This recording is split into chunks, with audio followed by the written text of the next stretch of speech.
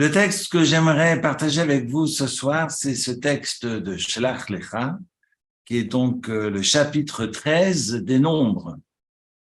Shlach Lecha signifie « envoie pour toi »,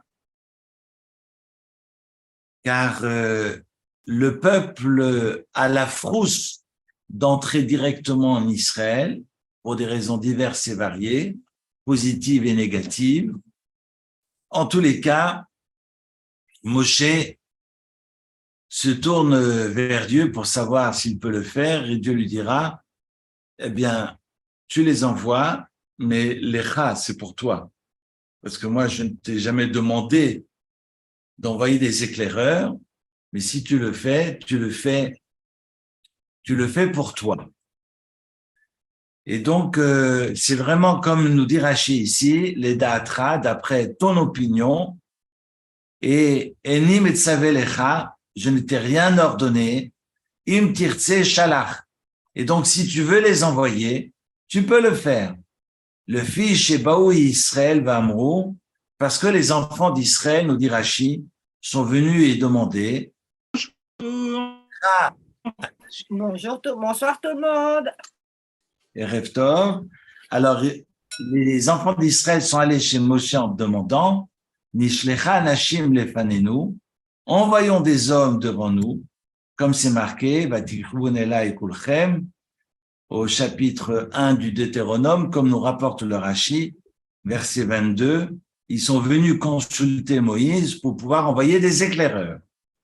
Et donc, ces éclaireurs, eh bien, pourraient être perçus comme une volonté, je dirais, une bracha de leur part, parce qu'on ne se repose pas sur les miracles du ciel. On dit bien aide-toi et le ciel t'aidera. Et donc, on peut pas être somchim, on peut pas se reposer sur les nissim, sur les miracles.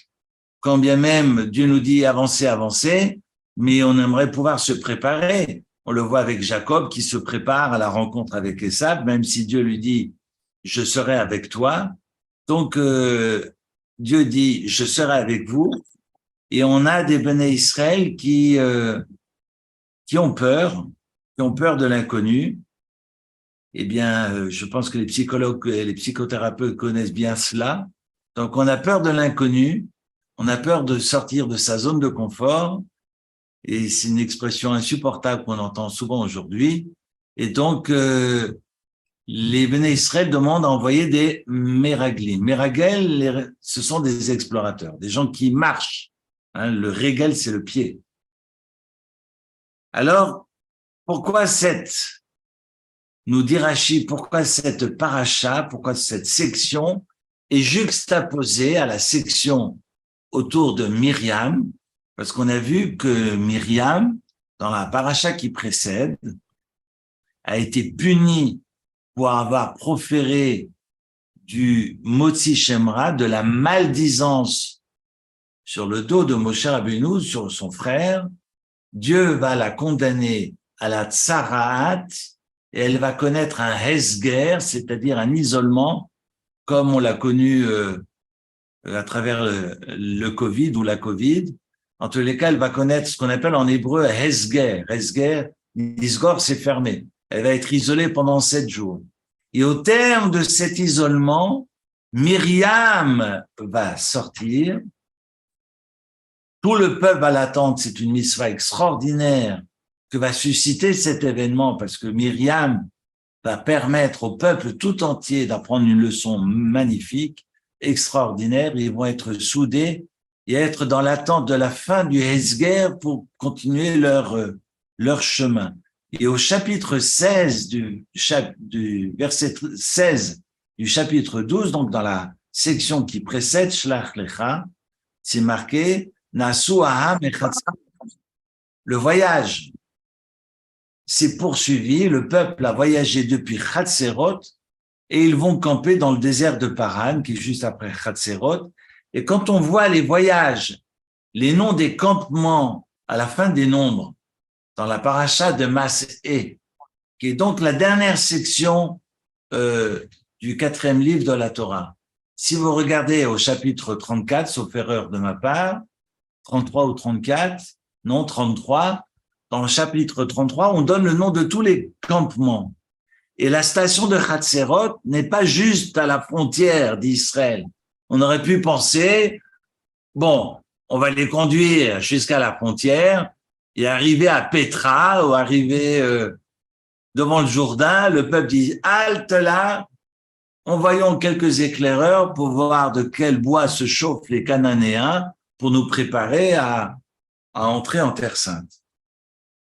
Dieu les fait arrêter non pas devant Havot Moab, devant l'entrée d'Israël, mais tout de suite après être parti du mont Sinaï, à Hatzeroth, vous allez vérifier tout cela dans le chapitre 33, on est loin, loin, loin d'Israël. Et en fait, nos sages expliquent que le bon Dieu n'a pas voulu que le délai soit long entre le moment où Myriam fut condamnée pour sa médisance et le moment où Moshe va envoyer ses éclaireurs, pour que ce soit encore frais dans la tête des gens. Il s'est passé quelque chose avec Myriam. On voit bien qu'après 3 jours de déplacement, on a déjà tout oublié. Vous voyez, on le voit par exemple avec la mer Rouge. Au bout de 3 jours, il n'y a pas d'eau, on veut boire, on a faim. Mais depuis quand Dieu vous abandonne avec tous les miracles survenus en Égypte, avec les plaies d'Égypte? Évidemment que Dieu ne compte pas vous abandonner là, en plein désert. Et ils ont voyagé seulement 3 jours. Au bout de 3 jours, ils vont déjà se mettre, non pas à râler, mais à oublier ce qu'ils ont vécu. Quand même fort de café. La même chose la semaine dernière. Vaïssoum et Arachem, ils ont quitté la montagne de Dieu. On veut de la bidoche.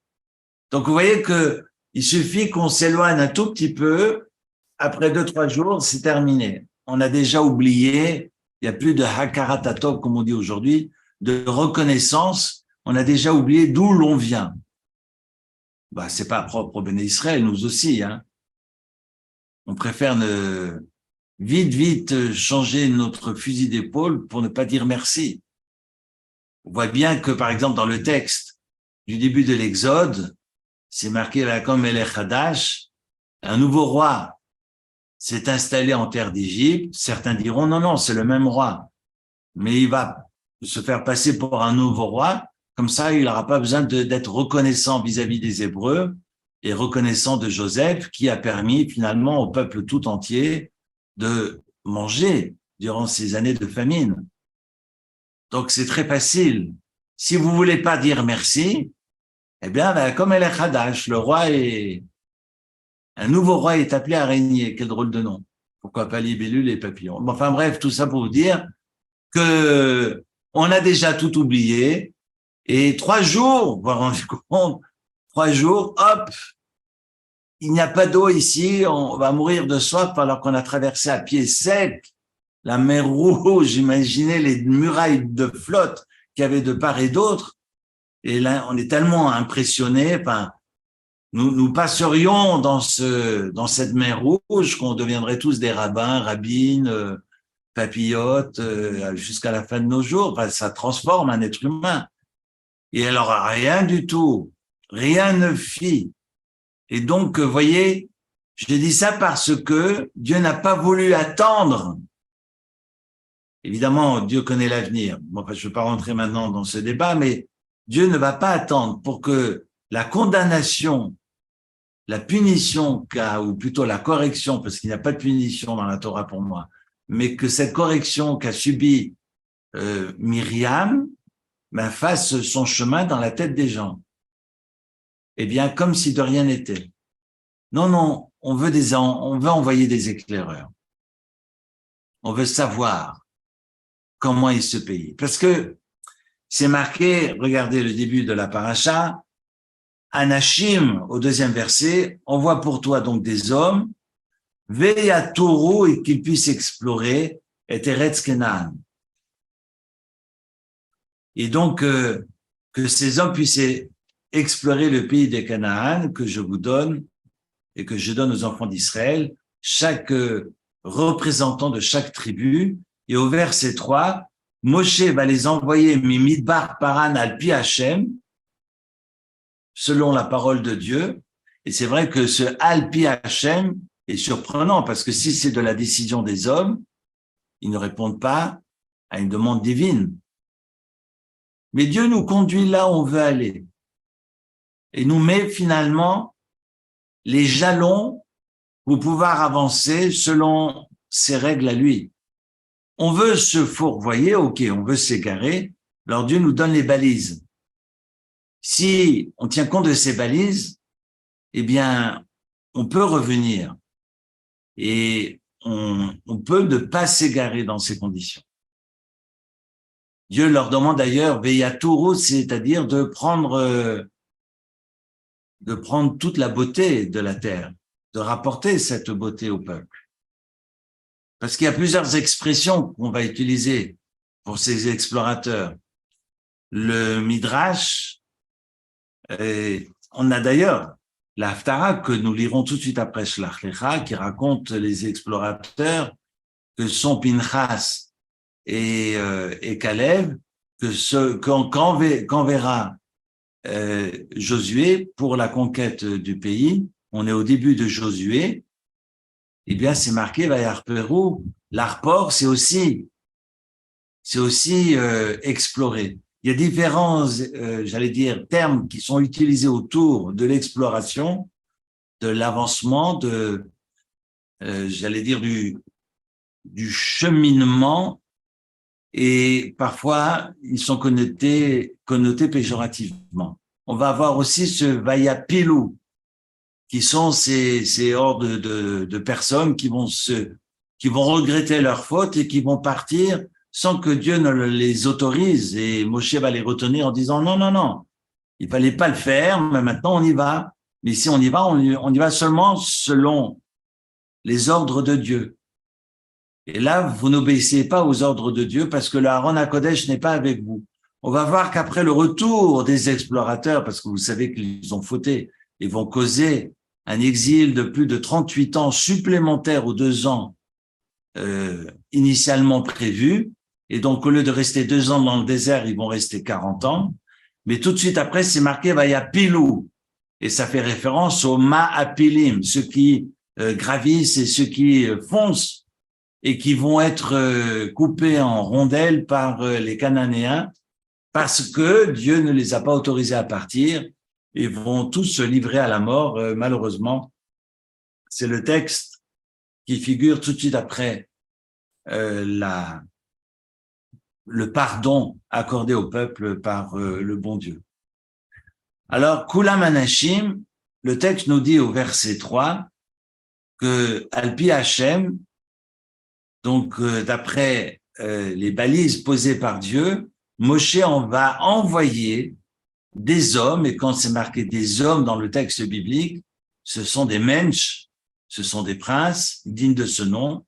Raché ben Israël Emma, ce sont des chefs qui sont les chefs de tribu des enfants d'Israël. Ils étaient donc des hommes. Et Rachid précise qu'évidemment, ils vont partir comme des princes et vont revenir comme de vulgaires explorateurs. Alors, comment est-ce qu'on peut être un prince et finir comme un vulgaire explorateur? Et Rachid nous dit, Kulam Anashim, les Shon Chashivut, ça veut dire que Anashim, évidemment, montre l'importance de leur niveau spirituel et de leur niveau tout court. Et à ce moment-là, ils étaient cachers. Autrement dit, ils étaient conformes aux attentes de Dieu. Parce qu'on peut être dans un otasha'a, on peut être à un moment M ou un temps T précis au-dessus du lot. L'idée, c'est pas d'être à un moment X au-dessus du lot, s'il s'agit d'être au-dessus du lot, tout le temps. Évidemment, c'est fatigant, mais s'ils sont Kulam Anashim, ils doivent rester Anashim jusqu'au bout. Et donc, ils vont partir. Ils vont partir le 29 Sivan, c'est-à-dire hier. Parce qu'aujourd'hui, on est le 30 Sivan et demain, on est le 1er Tammuz. C'est Rosh Chodesh. Aujourd'hui, c'est Rosh Chodesh demain et demain, c'est le 1er Tammuz. Donc, ils sont partis le 29 Sivan, c'est-à-dire comme si c'était dimanche, la veille de Rosh Chodesh. Et Moshe leur a dit, vous revenez dans 20 jours. 20 jours plus tard, c'était donc censé être le 17 Tammuz. Pourquoi Moshe Rabbeinu a voulu qu'il revienne le 17 Tammuz? Pour justement conjurer le passé, contrebalancer avec la faute commise le 17 Tammuz, qui était le veau d'or. Le veau d'or a semé l'effroi au sein du peuple d'Israël, plus de 3000 morts. Eh bien, pour contrecarrer, pour contrebalancer, pour conjurer justement cet événement funeste, Moshe a voulu faire le tikkun, la réparation du 17 Tammuz, en demandant aux Meraglim de revenir le 17 Tammuz, pour montrer la beauté d'Israël, pour sublimer leur future entrée et amener une bracha, la bénédiction au sein du peuple et partir à la conquête du pays. Voilà le sens de cette shlichut, de cet envoi. Et donc, ils vont partir, mais au lieu de marcher et le jour et la nuit, contrairement aux deux messagers chez Josué qui se sont déguisés, raison pour laquelle les habitants les ont aperçus. Tiens, il y a des étrangers. Ils se sont déguisés, ils sont pas de chez nous, ceux-là. Et donc, Dieu a permis avec des miracles qu'ils reviennent sains et saufs auprès de Josué. Ça, c'est la Haftara que nous avons lue samedi. Là, il n'y a pas de miracle, parce que Dieu va leur demander de marcher le jour et la nuit. Ça, c'était la balise de départ, qui va jalonner donc l'aventure des Meraglim. Et au lieu de revenir le 17 Tammuz, ils vont revenir 20 jours plus tard. Donc, ils n'ont pas marché et le jour et la nuit, n'ont marché que la nuit et se cachèrent le jour. Ils se cachèrent dans les vignes le jour. Donc, ils vont mettre le double du temps initialement prévu. Et donc, 20 jours après le 17 Tammuz, c'est la veille du 9 Av, c'est donc le 9 Av, un 9 Av où ils vont pleurer, et ils vont pleurer en écoutant le témoignage des explorateurs, et Dieu se fâche et dira, selon le Talmud dans le traité de Ta'anit, vous avez pleuré pour rien, à partir d'aujourd'hui, vous allez pleurer pour de vrai. Raison pour laquelle et le premier et le second temple de Jérusalem ont été détruits le 9 Av, et puis finalement tous les événements de l'histoire de l'humanité, l'expulsion des Juifs d'Espagne, la Première Guerre mondiale a aussi démarré le 9 Av. C'est malheureux, mais c'est effectivement ce que nos sages nous enseignent au niveau des datations. Et donc, ce 9 Av a toujours été une date fatidique pour l'histoire juive. Alors, je poursuis. Ils vont partir, Kulam Anashim, et on donne des noms. On donne des noms. J'ai toujours été très surpris par ces noms parce que ils sont censés être des princes, alors qu'on les découvre ici. Comme disait d'ailleurs un ami, le rabbin Samuel Cohen Zichrono Libracha, il y a même un Ashkenaz, parce qu'au verset 15, au verset 14, pardon, pour la tribu de Naphtali, c'est une petite blague en passant, c'est marqué pour la tribu de Naphtali, Narbiv ben Vofsi. En fait, quand on est Sfarad, comme si on est Ashkenaz, le Vofsi se prononce Vofsi, qu'on soit Séfarad ou Ashkenaz, parce que c'est une voyelle courte et on doit la prononcer O. Alors, quand on entend Vovsi, on pense à du yiddish. En fait, c'était le nom de son père, de Narbi. Mais voilà, mis à part la blagounette du soir, c'est intéressant parce que quand on voit les noms, on se demande, mais c'est quoi ces noms-là? On est quand même surpris que ce soit, je commence depuis le début, Shimon Shafat ben Chori, quelqu'un qui est jugé, fils de Chori. Chori, c'est un trou. On a Kalev aussi ben Yefouné, qui est un prénom qui interroge. Palti ben Rafou pour Benjamin. Palti, c'est quelqu'un qui s'enfuit. Gadiel ben Sodi, qui est fils de secret. Gadi ben Soussi, fils de cheval. Ben Gemali, fils de chameau. Et c'est tout pour la tribu de Hacher, quelqu'un qui est fermé, bouché. Narbi, quelqu'un qui est caché. Vous voyez qu'il y a des noms. Est-ce que, évidemment, il faudrait qu'on travaille 1 heure rien que sur les noms, mais c'est pas l'objet de ce soir. Mais je vous livre ça, j'ouvre une porte, mais c'est une porte effrayante parce qu'on se dit avec des noms pareils, il y a anguille sous roche. Donc je vous laisse réfléchir et puis on aura 1 année pour répondre à la question. Mais on a des noms, les noms des princes, évidemment, rien n'est gratuit dans le texte de la Torah. Si on nous précise les noms, c'est pour évidemment susciter notre curiosité et bien plus que cela. Ils vont partir et sur les 12 représentants des tribus, il n'y a que 2 qui ne se fourvoient pas, Kalev ben Yefouné, le mari de Myriam, et ensuite Yoshua bin Nun. C'est intéressant que Yoshua bin Nun, c'est marqué à la fin du Rishon, à la fin de la première montée au verset, un tout petit peu avant, au verset 16, ce sont les noms des hommes que Moshe va donc envoyer. La tour est à Aretz pour explorer la terre. Ikra Moshe le Hoshea bin Nun Yoshua, et Moshe va appeler Yoshua, mais en fait, il s'appelle déjà Yoshua parce que quand il va livrer bataille contre Amalek, il s'appelle Yoshua, il s'appelle pas Hoshea, auquel on va rajouter le Yud qui est la lettre de Dieu. Et là, il annonce et il clame, Hoshea, à partir d'aujourd'hui, tu ne t'appelles plus Hoshea, tu vas t'appeler Yoshua pour que tu aies la bracha avec toi et que tu ne puisses pas trébucher sur le chemin. Ok. C'est la raison pour laquelle il y a une sgoula, évidemment, autour du nom. Quand on a un nom, on trimballe des valises avec soi. Forcément. Bonne ou mauvaise. Pour ça qu'il faut faire attention à quel nom on donne à ses enfants. Et parfois, on en donne 15. Alors, du coup, on ne sait plus quelle valise il faut porter quand on est tout seul face à tous ces noms. C'était la fameuse blague, lequel des 3? Paul-Émile Victor, l'explorateur. C'est, je crois, Raymond Devos qui disait Paul-Émile Victor, lequel des 3?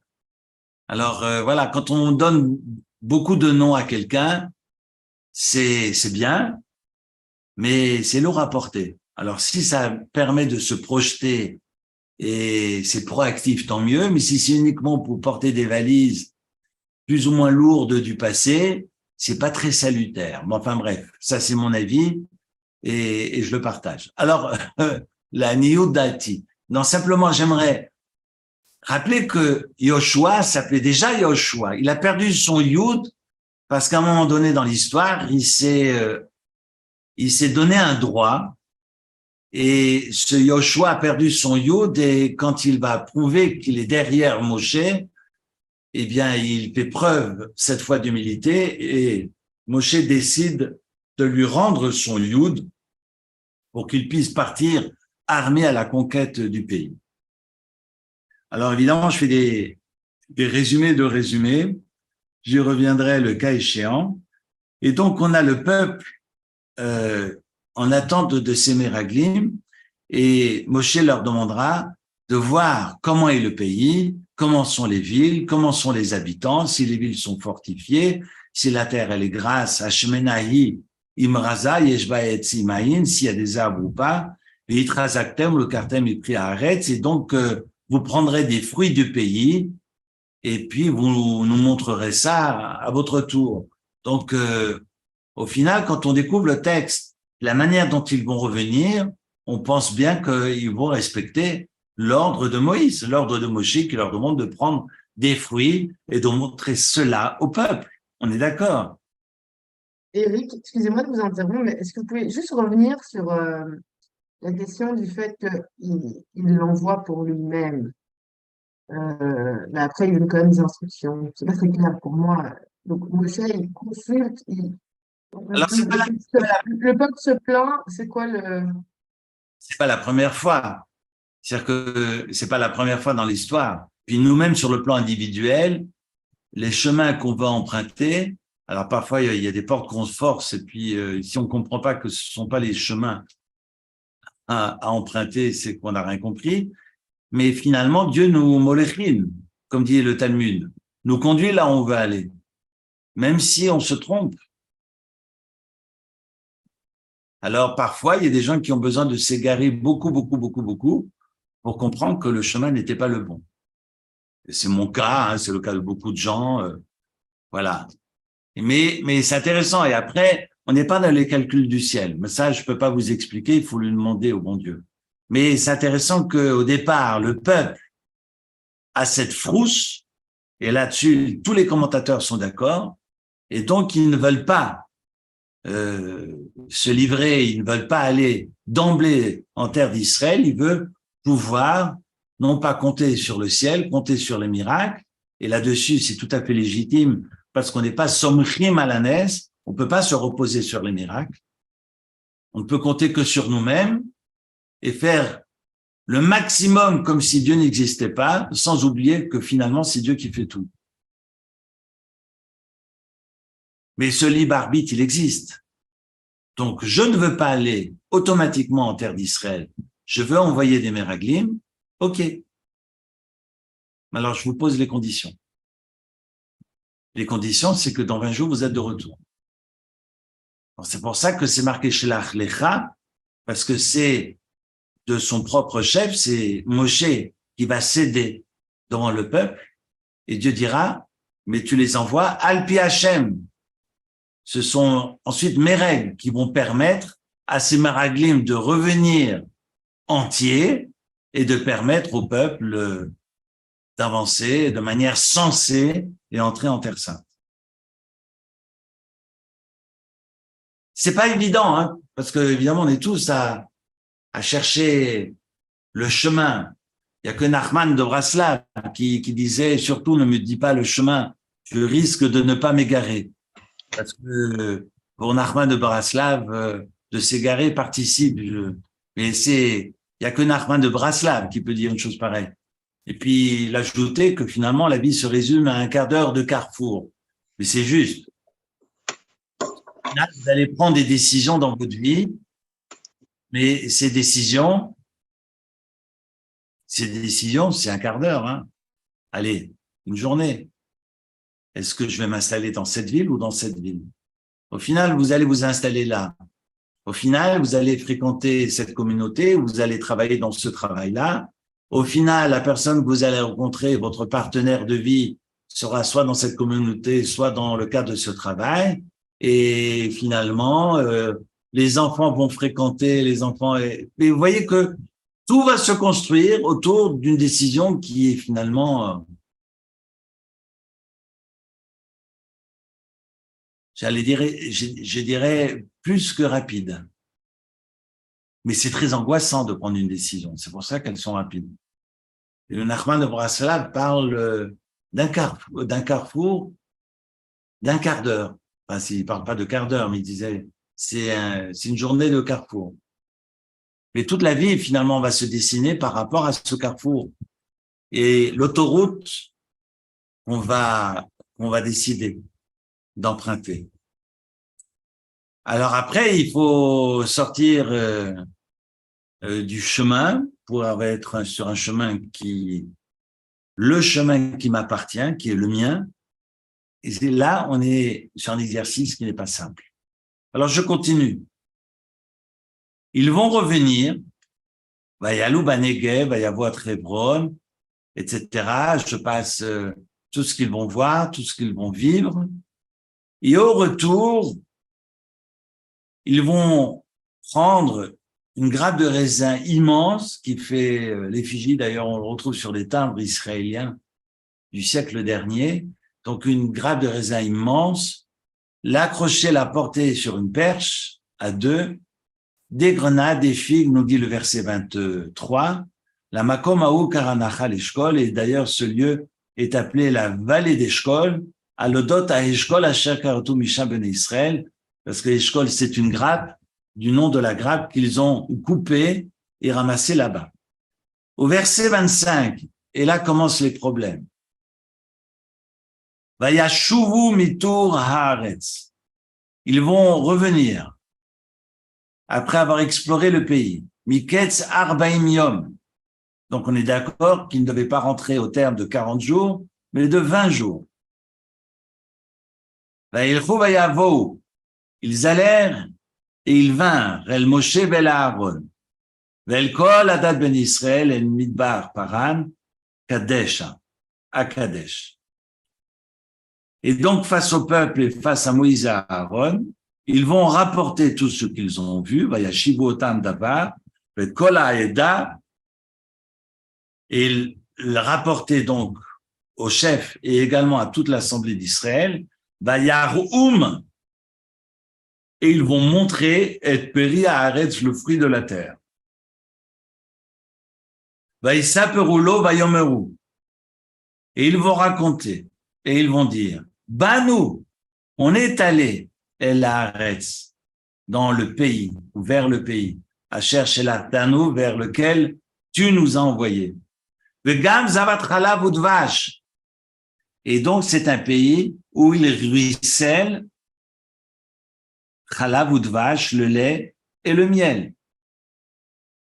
Qui faisait Piria, et donc cette terre-là, c'est cette terre où ruisselle le lait et le miel, faisait Piria, et voici ses fruits. Il est où le problème? Il n'y a aucune médisance.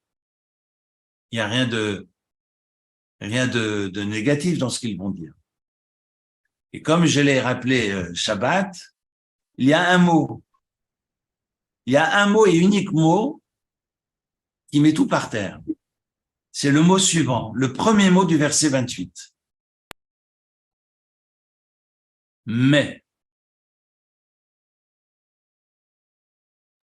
Il est génial, c'est quelqu'un de formidable. Mais la communauté, je l'adore. Mais le mais met tout par terre.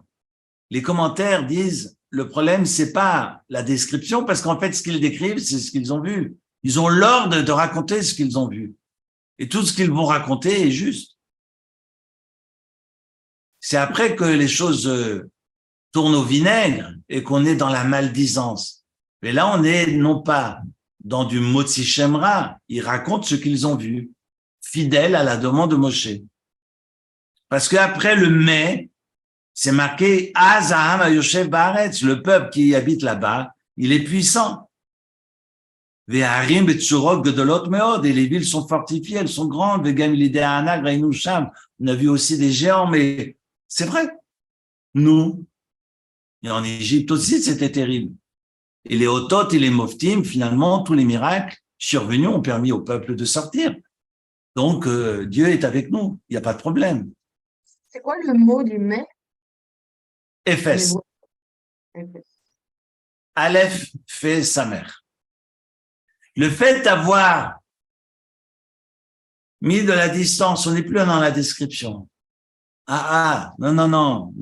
Ce qu'on a vu, c'est pas si rose que cela. Pire, Amalek, Yoshev, Be'eretz HaNegev, on a vu le peuple d'Amalek qui habite dans le sud, on a vu les peuples Chiti, Yévoussi et Mori qui habitent dans la montagne et les Cananéens qui résident près de la mer et près du Jourdain. Là-dessus, Caleb se fâche et fait un grand chute, Vayas. D'ailleurs, je disais Shabbat que mon professeur, quand j'étais enfant à l'école, je vous raconte ça il y a 55 ans, disait Vayas, et le se transforme en chute. C'est un mot unique dans la Torah. C'est la seule fois où il y a ce mot qui est écrit, c'est le premier mot du verset 30. Vayas, Kalev et Ta'am el Moshe. Et donc Kalev, qui est parti avec eux, mais qui ne veut pas entendre ce qu'ils sont en train de raconter, leur dit, mais non, allez, on va monter. On peut certainement conquérir cette terre. Qu'est-ce que vous racontez?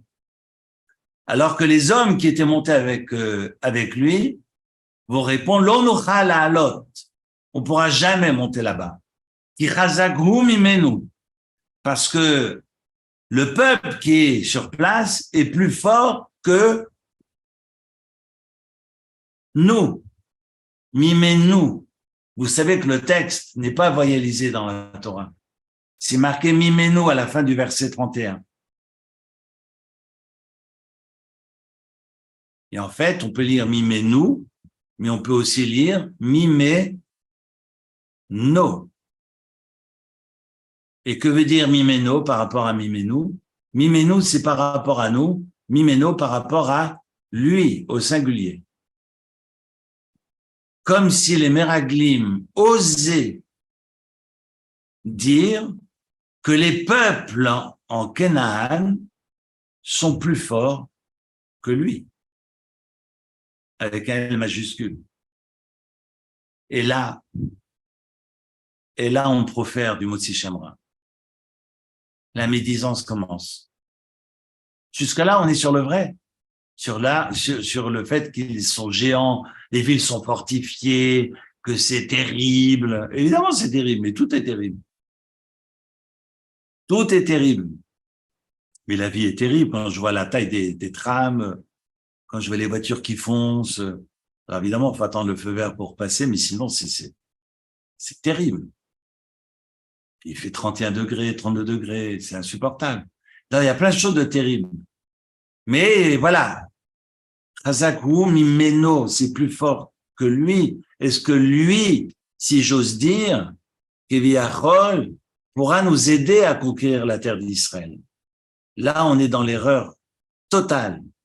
En fait, il se fourvoie à ce moment-là. Certains diront, le Sfat Emet, beaucoup de commentaires diront, et on reprend le Zohar, que finalement, on est face à des hommes qui sont anachim, mais ils sont anachim dans le désert. Ils ne le seront plus en entrant en Israël. Parce que vous entrez en Israël, vous allez me dire, évidemment, pas tout est rose en Israël. Pour ceux qui voyagent et ceux qui voient, évidemment, c'est pas tout beau, tout rose, mais c'est une terre qui amplifie tout. Donc, si vous voulez faire le bien est amplifié. Si vous voulez faire le mal est amplifié. Tout est amplifié. C'est la particularité, ce sont les propriétaires de Eretz Israël. On n'arrive pas en Israël pour arriver, on arrive en Israël pour démarrer quelque chose, pour démarrer un projet de vie. Donc Israël est un support, c'est une plateforme pour s'envoler. Mais ceux qui pensent être arrivés en temps d'Israël n'ont rien compris. Et là, Israël est un pays qui va être un amplificateur extraordinaire. Et quand on est dans le mal, s'amplifie le mal. C'est terrible et c'est comme ça. Raison pour laquelle je racontais Shabbat, que quand j'étais en Israël, j'ai vécu quelques années en Israël, et un Shabbat, je suis parti passer un week-end, un Shabbat à Tibériade, et dans des rues complètement égarées, pas dans le centre-ville. Je suis à une station de bus et le balayeur de rue discute avec un monsieur qui voulait prendre le bus. Et il discute d'un bout de Talmud. Il était avec son balai, il s'arrête de balayer, puis il discute, Rashi Tosfot, il discute de sa page de Gemara qu'il avait lue le jour. Et il discute. Vous n'avez jamais vu de balayeur de rue dans les rues de Genève discuter de Nietzsche, de Montaigne ou de Victor Hugo, l'Avdil, mais là, voilà, je suis dans Tibériade, et puis, j'aime beaucoup Montaigne, mais je suis dans Tibériade, Et puis, je vois cet homme qui discute de Gemara. Mais je me sentais nul, mais nul. Ah. Je lui dis, mais alors, lui, il discute Talmud, alors que moi, je suis encore en train d'apprendre, mais je ne suis pas au niveau de ce balayeur. Alors forcément, on est des rois, on est des princes. On peut pavaner comme des dindons quand on est en diaspora, dans le désert de Genève. Mais quand on arrive en Israël et qu'on est face à un balayeur de rue qui parle Gemara, qui parle Talmud, eh bien, on est des moins que rien. Alors, il est préférable de rester dans le désert. C'est comme ça que le Zohar rapporte la frousse de ces hommes qui étaient des Anashim, mais Anashim Botasha, à ce moment-là, dans le désert. Ici, à Genève, ils étaient des Anashim. Vous les mettez dans la rue, à Bnei Brak, vous les mettez n'importe où en Israël, où les gens étudient, on ne les verra même pas. Qu'est-ce que c'est vexant, hein, quand on a cet ego qui déborde, qui dégouline et que on ne nous regarde même pas. Pas facile. Pas facile de partir à la conquête d'Israël quand les Ilou Nishmata, quand je me souviens que Madame Goldschmidt qui me racontait, je cite son nom, Zichronah Livracha, qui me racontait que quand elle est arrivée en Israël, alors que ses parents ne l'ont pas rejoint, ils ont été déportés dans les camps de la mort, en venant de Vienne, dans des trains et des bateaux avec des groupes d'enfants, et qu'elle arrive avant la Seconde Guerre mondiale en Israël, et qu'elle construit le premier kibbutz d'Israël, c'était pas des 5 étoiles, hein, avec le shampoing aux œufs, le shampoing machin chose, le shampoing aux herbes, il y avait rien de tout ça. Il fallait, elle avait 12-13 ans, elle devait prendre sa panasse, comme on dit en hébreu, prenait sa lampe de poche pour vérifier qu'il n'y ait pas de scorpions sous les lits des enfants. Donc elle, c'était l'adulte. Elle avait 12-13 ans, c'était l'adulte, et elle passait ses nuits, on est à la fin des années 30, elle passait ses nuits à vérifier sous les marabouts, parce qu'il n'y a pas de mur, il n'y a pas de maison pour l'instant. Donc elle vérifiait sous les marabouts comment dormaient les plus petits qu'elle, et elle vérifiait qu'il n'y ait pas de serpents et de scorpions. C'est vrai que l'installation n'est pas simple. Et donc, on préfère rester au chaud, à Genève ou dans le désert, surtout qu'on a une manne céleste. On a Migros qui nous envoie des repas tous les jours depuis le ciel. Moi, je préfère la COP, mais vous voyez, ou bien Globus, c'est Globus qui vous envoie des cartons de repas tous les jours. Et puis, vous avez des nuées qui vous protègent du soleil, il fait 21 degrés. Hein, vous pouvez mouiller le doigt, il n'y a pas de vent, il n'y a rien, tout au bene. Puis vous avez un lit de nuées, hein, vous en avez plusieurs parce que vous avez sur le côté, au-dessus, vous avez le feu devant pour nous montrer le chemin et qui éclairait la nuit. Et puis, vous aviez cette nuée à même le sol pour couvrir justement les scorpions et les serpents. Et donc, vous n'avez pas besoin d'aller vous soulager parce que tout ce que vous mangez est sacré et donc tout est intégré et digéré. On n'a pas besoin d'aller se soulager. Je le dis, même si c'est un cours de Torah, mais il faut entendre finalement quelles sont les conditions des Ben Israël dans le désert. C'est pas du 5 étoiles, c'est du 10 étoiles. Et vous avez un puits d'eau. Alors, je sais pas si c'est du Perrier ou avec bulle ou sans bulle, mais vous avez un puits d'eau qui les suivait en permanence. Donc, vous les boire, vous les manger. Qu'est-ce qu'on a à faire de toute la journée? Parce que vous avez les vêtements qui poussent avec vous, même les chaussures poussent avec vous, et elles ne sont jamais sales. Qu'est-ce que vous avez à faire de toute la journée? Alors, pas lire Nietzsche et Montaigne, non, mais lire la Torah et refaire le monde. Vous vous rendez compte? Vous passez votre journée à refaire le monde. Alors, on fait ça généralement sur les terrasses de café à Genève, mais là, c'est mieux encore. Parce que vous êtes dans le désert, avec la shrina qui vous accompagne, et puis vous êtes, comme on dit aujourd'hui en hébreu, sababa. C'est sababa. Par contre, si vous entrez en Israël, Là, il va falloir prendre vos lampes de poche pour aller ramasser les scorpions. Alors, on veut quoi? On veut le confort du désert ou bien est-ce qu'on est prêt à prendre sa lampe de poche, faire des nuits blanches pour ramasser les scorpions?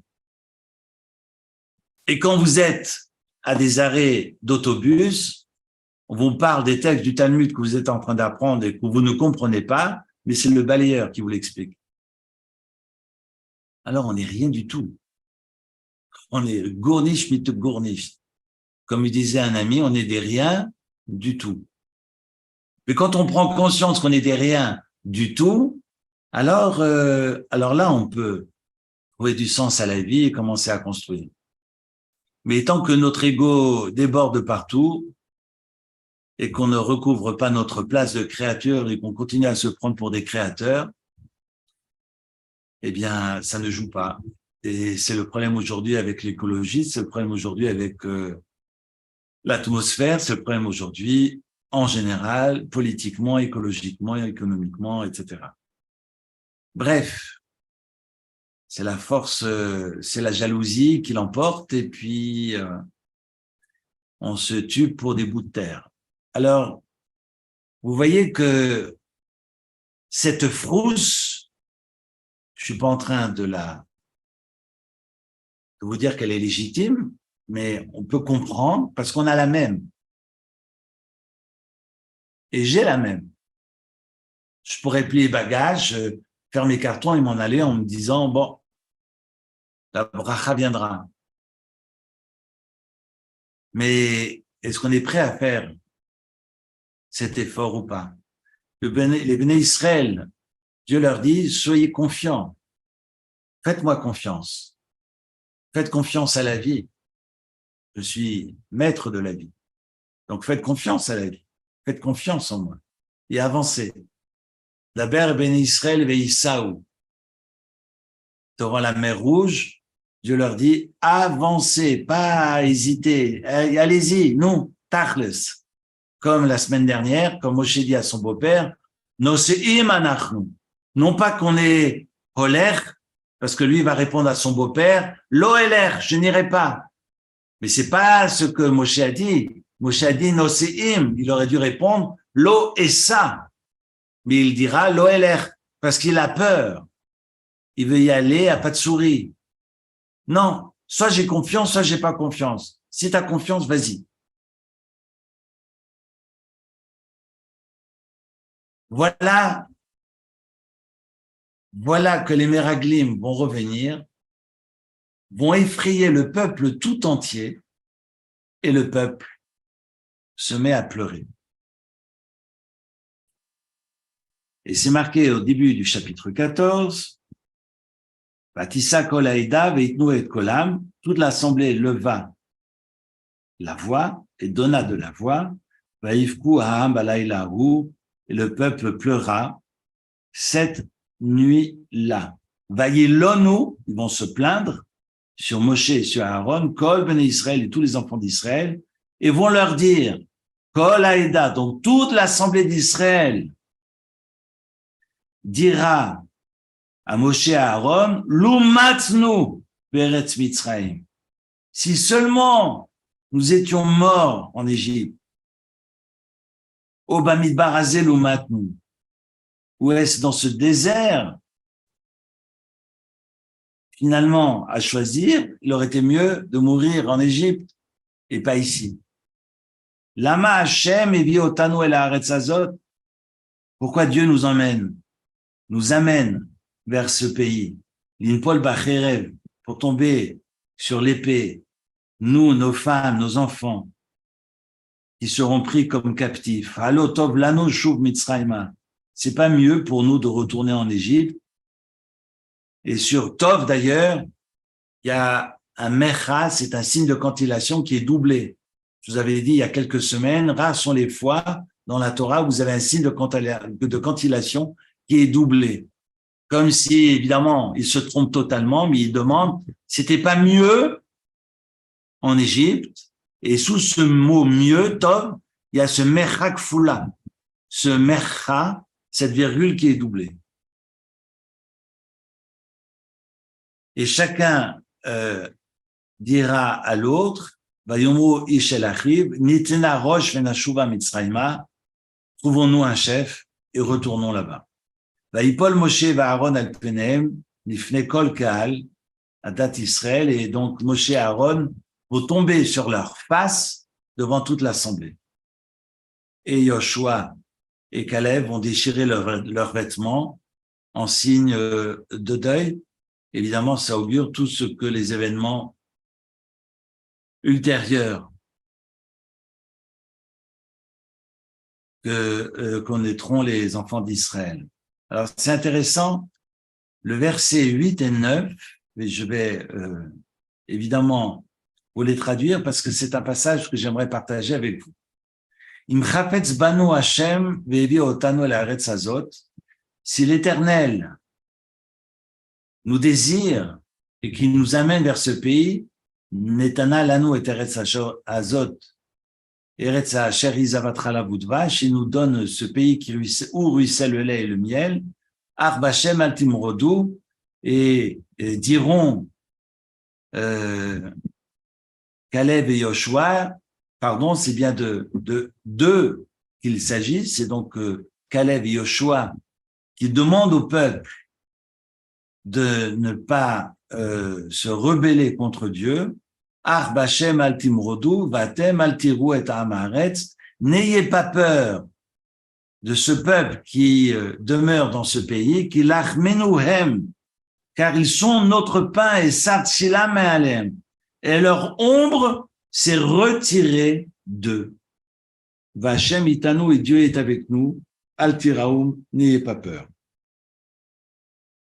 C'est très curieux. Ce verset, évidemment, après, on a un peuple qui veut jeter des cailloux, il veut les lapider, ça c'est le verset 10, mais j'aimerais m'arrêter sur ces trois mots, Sar, Tsilam, Me'alem. Leur ombre s'est retirée, Sar, ça veut dire se retirer, Sour, Mera, Sar, Tsilam, Tsel, Shelahem.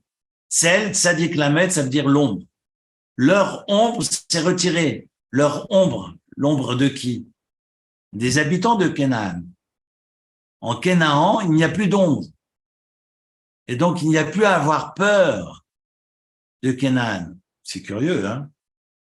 Comme si une ombre était une forme de protection pour les habitants. Ils n'ont plus d'ombre. Et donc, on n'a pas à avoir peur et Dieu est avec nous, clament Yoshua et Caleb. Et Rachid dira que cette ombre-là est une protection. Maginam vechoskam. Et c'est également leur force.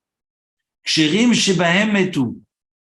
En fait, ce qui répondait, ce qui était cette ombre, ces ombres sont les kshérim, ce sont ces personnes, ces personnages qui étaient cachers, qui étaient bons, et shebahem et tout, et sont en l'occurrence morts. Et donc, il n'y a plus de protection pour les habitants. Comme c'est marqué, Iyov Shaya Megin Alehem, comme le raconte le traité talmudique de Sota, que par le mérite de Job, eh bien, le pays entier tenait. Silo Shelamakom Sarme Alehem. Une autre version dira que l'ombre de Dieu s'est retirée d'eux. Quand l'ombre de Dieu, qui est donc finalement la protection divine, se retire des hommes, eh bien, les hommes sont fragilisés. On peut interpréter l'ombre comme la protection, le chizouk, et ce cheskam, maginam cheskam, le chaskam, pardon, et que leur force et que leur protection, ce sont, dans la première version, des personnes qui, de par leur présence et de par leur rayonnement, protègent, mais physiquement, protègent l'ensemble du pays. Ça me rappelle que quand le grand Rav Kanievski est décédé, rappelez-vous, l'année dernière, je disais que Rav Kanievski, c'était le Gadol Hador. C'était le plus grand maître d'Israël. et que sa présence protégeait tout Israël, protégeait toute la terre. Mais en tous les cas, protégeait la ville où il était. Et quand il est décédé, et quand les Shivas se sont terminés, c'est les 7 jours de deuil après son décès, se sont terminés, il y a eu un attentat à Bnei Brak. Il n'y a jamais eu d'attentat à Bnei Brak. Il n'y a jamais eu d'attentat à Bnei Brak. Le Rav Kanievski, Zichrono Tzadik Livracha, est décédé. À la fin des Shiva, il y a eu un attentat.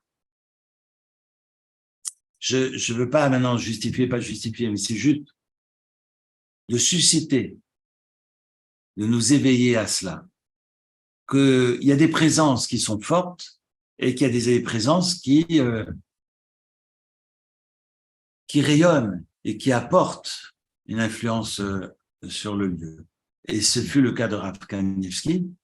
Et maintenant, la ville, c'est le cas de Iyov, nous raconte le Talmud.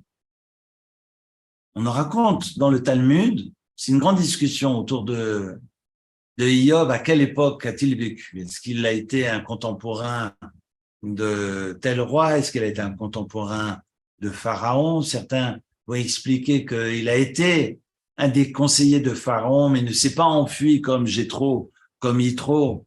Et quand il a entendu la solution finale, entre guillemets, excusez-moi du terme, des termes de Pharaon, il ne s'est pas rebellé et il s'est tu.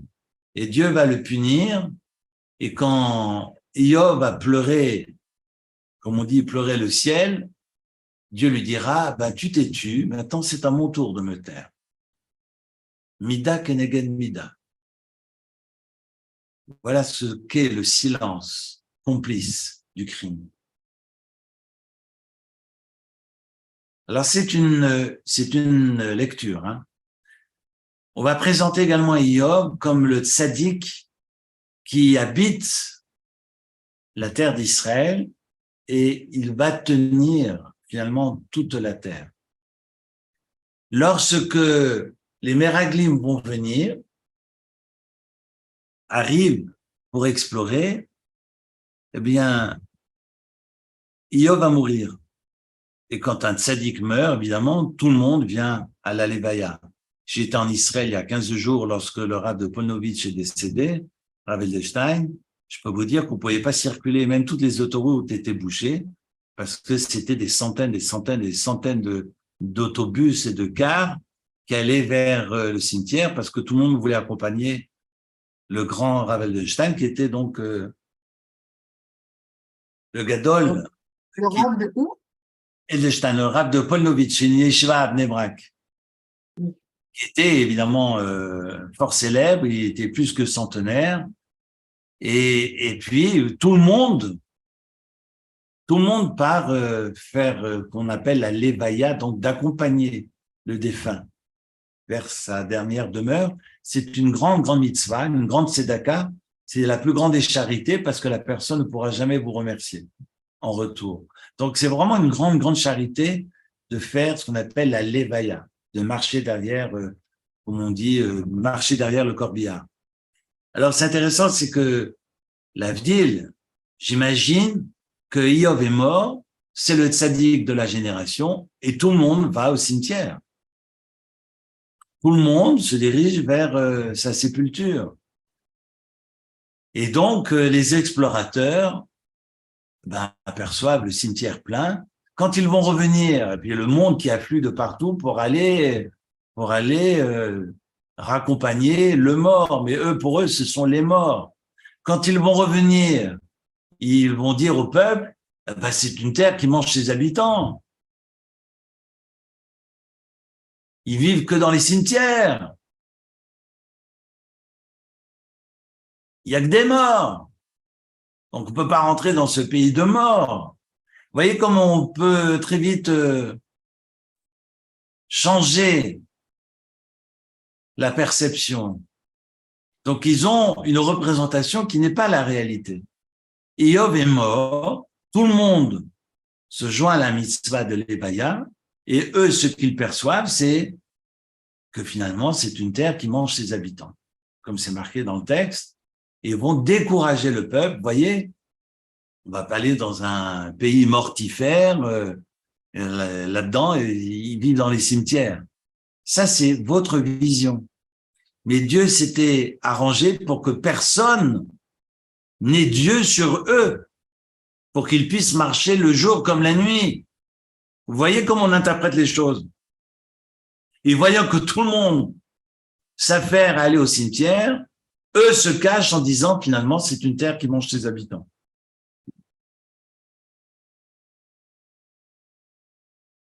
Alors le texte talmudique nous dit, c'est dans Baba Batra, à la page 16a. Si vous avez le traité talmudique Ascroll en français, ça vaut la peine.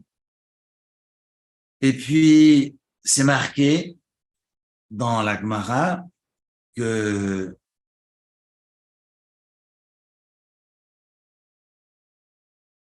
Rava explique, c'est un des auteurs de nombre de débats qu'il y a dans le Talmud. Rava explique Bikesh Iyov lahafor ke'ara al pia. Job a cherché à retourner la casserole, à retourner le plat à l'envers. Ça sous-entend qu'il a finalement nié la souveraineté de Dieu et il a pensé que le monde était contrôlé finalement par les forces du mal, mais c'est pas ce que le texte nous dit. Le texte nous dit, il a pris la casserole et l'a renversée. Incompréhensible. Et dans mon avant-dernier voyage, j'ai pu acheter les commentaires du Gaon de Vilna sur la Torah. Et donc, je vais partager avec vous ce que dit le Gaon de Vilna. Alors, c'est qui le Gaon de Vilna? Le Gaon de Vilna, c'est un des plus grands, sinon le plus grand talmudiste de son temps. Il est mort en 1797. Donc, il fait partie, il fait partie des, ce qu'on appelle des Acharonim. C'est la fin des Rishonim et le début des Acharonim. Avec le Shulchan Aruch, on est au début des Acharonim. C'est la fin la première période des commentateurs du Talmud. Et il habitait évidemment à Vilna parce qu'on dit le Gaon de Vilna et son nom, en fait, c'est pas Gaon ni Vilna, c'est pas son nom de famille, Vilnius, mais Eliyahu ben Shlomo Zalman. Zalman, c'était son nom de famille. Donc, il a pas vécu longtemps, il a vécu, je crois, 77 ans. Et donc, c'est un des plus grands et représentant de la ligne dure des talmudistes. On est vraiment face aux Lituaniens dans toute sa noblesse et il a surtout commenté le Talmud et apporté une lecture de la halacha par rapport au Talmud. Et moi, ce que j'ai sous la main, c'est le commentaire du Gaon de Vilna sur la Torah. Et il raconte une histoire. Il raconte une histoire qui est reprise par différents commentateurs que j'ai pu lire ce Shabbat. C'est repris par l'Imre Cohen de Rav Gershon Cohen, c'est repris par pas mal de commentateurs.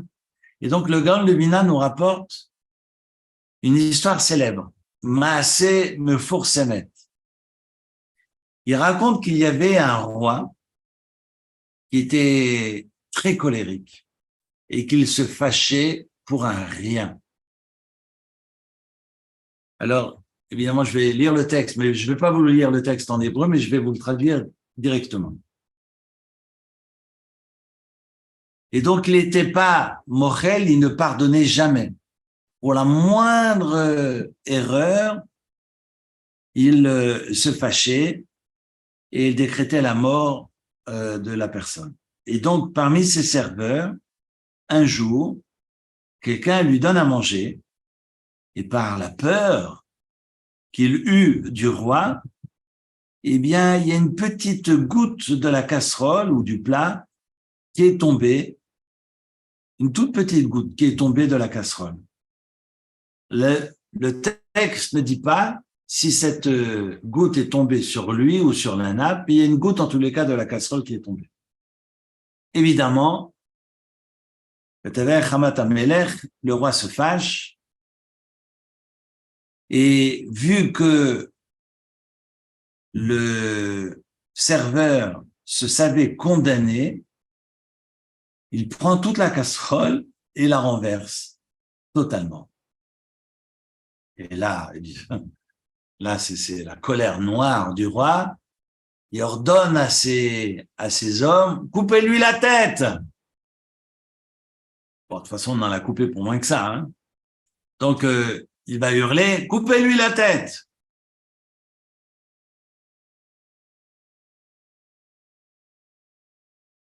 Et juste avant qu'on lui tranche la tête, il s'approche du serveur et lui dit, mais Mazot Asita, mais pourquoi t'as trop renversé? Il n'était pas mieux finalement que la faute soit une petite faute involontaire, plutôt af, halo tovash gagaf gdola, mais azadon af katan, que finalement ce que tu as fait, parce que tu l'as fait bémézi, tu l'as fait volontairement, ça aurait été mieux de t'arrêter là et de te contenter de ta petite erreur. Et le serveur va lui dire, oui, je sais, mon maître, le roi, Yadati, je sais que tu condamnes à mort pour une petite faute comme une faute qui est grande.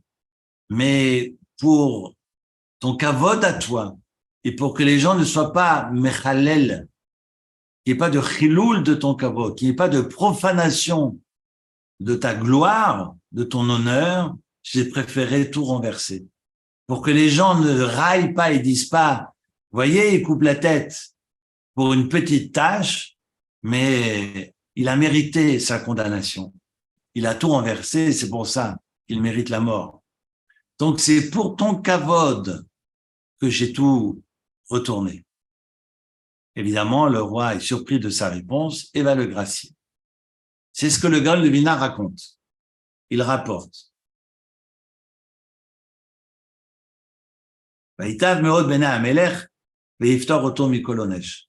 Et donc, la chose a plu aux yeux du roi et va l'absoudre de toute punition et il retourne vaquer à ses occupations et boire du rosé à Beth Yaakov. Alors, c'est intéressant. C'est que on a un Iov, d'après le Gaon de Vilna, qui va proférer des malédictions, qui va être dans la kfira, c'est-à-dire qui va renier totalement la divinité de Dieu, Hashem Echad Ushmo Echad, pour être condamné à mort par le ciel et montrer au peuple la force du ciel. Pour montrer au peuple de la terre, en tous les cas les autochtones, le Kevod Hashem, la gloire divine. Vous allez me dire, ouais, mais est-ce que ce sont des chemins tortueux pour montrer, pour prouver la Shrina, pour prouver la force de Dieu, pour montrer que c'est Dieu qui est créateur du ciel et de la terre et qui est Hashem Hu Elohim, c'est quand même extraordinaire. Mais c'est pas le premier parce que la Gemara nous donne cet exemple. Voilà Iov qui a retourné la casserole, qu'on comprend absolument pas, et grâce au Gaon de Vilna, on a compris, mais c'est pas le premier, parce qu'on a un Mekoshe Shetzim qui fait la même chose. On a un ramasseur de bois qui, à la fin de la paracha, procède de la même manière et se dit, voilà qu'on est condamné à rester dans le désert, parce qu'à ce moment-là, Dieu va dire, je vais vous condamner une année pour un jour de perdu, vous êtes resté 20 jours de trop, donc pour ces 40 jours d'exploration inutile, vous allez rester 40 ans dans le désert. Et chaque année, vous allez creuser vos tombes, s'adressant aux hommes entre 20 ans et 60 ans. Évidemment, tout ça est bien lugubre. Et la dernière année, il va y avoir un miracle. Ils vont creuser leur tombe, personne n'est mort, ils vont attendre, on s'est peut-être trompé d'un jour ou deux, et ils vont attendre jusqu'au tout Béab, jusqu'au 15 Av, et finalement se rendront compte que Dieu les a effectivement graciés, ils seront vivants, ils pourront entrer en Terre Sainte debout sur leurs pieds. C'est intéressant que ce tout Béab est aujourd'hui une fête. On fête les mariages à tout Béab. D'ailleurs, si vous voulez vous marier, cette année, les salles en Israël sont pleines déjà, parce que tout Béab, c'est vraiment la date de prédilection. Tout le monde se jette sur le tout Béab, qui est le 15 Av en Israël, pour faire des mariages. Enfin bref, je reviens à mes moutons. Petit clin d'œil au mariage. Donc, c'est intéressant que le Mekoshesh Etzim, le ramasseur de bois, va penser la même chose. Vu qu'on est condamné à rester dans le désert, peut-être que mes co-religionnaires penseront que ça y est, on est libre d'obéir, mais pas du tout. Qu'on soit dans le désert, qu'on soit à Genève, d'ailleurs c'est la même chose, ou qu'on soit en Israël, on doit obéir. Et c'est pas parce qu'on peut pas rentrer en Terre Sainte que ça y est, on n'est plus chayavim, on n'est plus obligé, pas du tout. On est obligé quel que soit le lieu que nous occupons, quelle que soit la place que nous occupons. Et donc, ce Tzlofrad, parce qu'on connaît son nom, Tzlofrad va ramasser le bois, on est chayav skila, on est chayav de lapidation, et voilà que, évidemment, il va être mis à l'écart, il va être condamné à mort, et le Mekoshesh Etzim préfère lui aussi utiliser des chemins qui ne sont pas des chemins rectilignes pour rappeler le Kevod Hashem. Alors, la Kabbale dira, s'il n'avait pas ramassé le bois, le Messie serait venu, parce qu'on a respecté un Shabbat, il suffit de respecter 2 Shabbats pour que le Messie vienne. Je ne suis pas rentré dans ce débat kabbalistique, mais peut-être qu'il a ramassé. Il a ramassé pour avertir les gens que les mitzvot étaient importantes, ou il a ramassé pour que le Mashiach ne vienne pas tout de suite. Enfin bref, je ne veux pas rentrer dans ces discussions kabbalistiques. Mais voilà que ce deuxième Shabbat de l'histoire, voilà que Tzlofrad ramasse le bois pour dire aux gens, non, on ne joue pas avec les mitzvot. Vous voulez rester dans le désert, restez dans le désert. Mais c'est pas ça la vie. La vie, c'est de prendre sa lampe de poche et d'aller ramasser les scorpions. Alors aujourd'hui, on est dans les hôtels 5 étoiles et vous avez la grande serviette pour aller à la piscine, la serviette double pour aller sur la plage. Ils avaient d'autres problèmes à l'époque. Ils devaient ramasser les scorpions sous les lits des enfants. Et je peux vous dire que si vous n'avez pas donné la bonne serviette, ça hurle à la réception. Hein. J'ai pas vécu cela, hein, mais il suffit de tendre l'oreille. Vous vous rendez compte de la chute de notre génération. On est en train de travailler, je parle maintenant dans tous les sens, mais on est en train de travailler comment maîtriser les écrans des enfants. On part déjà du principe que les enfants sont collés à des écrans. Maintenant, il s'agit de réfléchir comment est-ce qu'on va gérer ce timing. Les enfants sont collés, mais est-ce qu'ici sont collés 3h15 au lieu de 4 heures, est-ce que c'est pas mieux? Bon, on est tombé sur la tête aujourd'hui. Bref. Alors voilà comment est-ce que la paracha nous enseigne ce qu'est la vie. Je dis pas qu'il fallait absolument ramasser les scorpions. Je dis simplement que la liberté, c'est la responsabilité. Que être libre, c'est être responsable. Et être libre, c'est de s'engager, de se retrousser les manches, de prendre sa pelle, de prendre son râteau et d'aller planter des fruits en Israël pour que on puisse se frotter finalement au monde. La Torah n'a de sens que si on se frotte au monde et si l'on est incarné et pas isolé dans le désert sous les nuées divines. Toda Rabba.